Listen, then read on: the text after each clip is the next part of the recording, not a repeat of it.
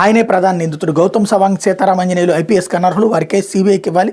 చట్ట వ్యతిరేకంగా నియామకాలు పొందిన వారిని వెంటనే తొలగించాలి. తప్పుడు పనులు చేసే వైకాపా సర్కార్ రాజకీయంగా పాతిపెట్టాలి. నిరుద్యోగుల జీవితాలు నాశనం చేశారు నిప్పులు జరిగిన చంద్రబాబు. ఏపీపీఎస్సీ ఉద్యోగ అమ్మకాల్లో ప్రధాన నిందితుడు సీఎం జగన్ అని తెలుగుదేశం పార్టీ అధినేత చంద్రబాబు విరుచుకుపడ్డారు. ఆధారాలతో అడ్డంగా దొరికిపోయిన రెండోసారి నిర్వహించిన మాన్యువల్ మూల్యాంకనాన్ని కప్పిపుచ్చారని కోర్టు వార్తలు పెట్టినా ఇంకా సుప్రీంకోర్టు అప్పీల్ చేస్తామంటారు. ఆయన సీఎంగా కొనసాగే అర్హత ఉందని నిలదీశారు. ఉద్యోగాల అమ్మకం వ్యవహారంలో 150 నుంచి 200 కోట్ల అవినీతి జరిగిందని దుయ్యబట్టారు. దీనికి కారణమైన ఏపీపీఎస్సీ డైరెక్టర్ గౌతమ్ సవాంగ్, అప్పటి కార్యదర్శి సీతారామంజనేయులు ఇద్దరు ఐపీఎస్కి అనర్హులు, ప్రజల జీవితాలతో ఆడుకునే వీరిని శిక్షించాలని డిమాండ్ చేశారన్నట్టు వార్తని హైలైట్ చేశారు.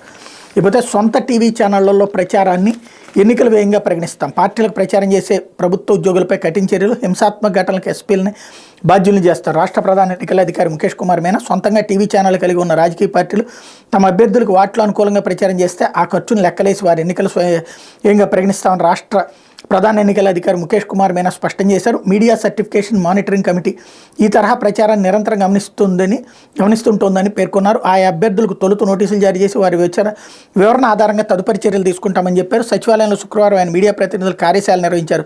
ఈ సందర్భంగా మాట్లాడుతూ ప్రభుత్వ ఉద్యోగులు పార్టీలకు మద్దతుగా ప్రచారం చేయడం, ఆయా రాజకీయాల కార్యకలాపాల్లో పాల్గొనడం సర్వీస్ నిబంధనలకు విరుద్ధమన్నారు. అట్లాంటి వారిపై కఠిన చర్యలు తీసుకుంటామని వెల్లడించారు. ఎన్నికలు ఎక్కడైనా హింసాత్మక సంఘటనలు చోటు చేసుకుంటే దానికి ఆయా జిల్లాల ఎస్పీలని బాధ్యులను చేస్తాను. ఎందుకంటే సొంత టీవీ ఛానల్ కరెక్ట్, సాక్షి వైసీపీది అవుతుంది. మరి తెలుగుదేశం పార్టీ ఛానల్ కింద ఈటీవీ, ఏబిఎన్, మహా టీవీ, టీవీ5లను పరిగణలోకి తీసుకుంటారు లేదా? వాటిని ఇండివిజువల్ ఛానల్ కింద పరిగణలోకి తీసుకుంటే అంతకంటే దుర్మార్గం మరొకటి లేదు.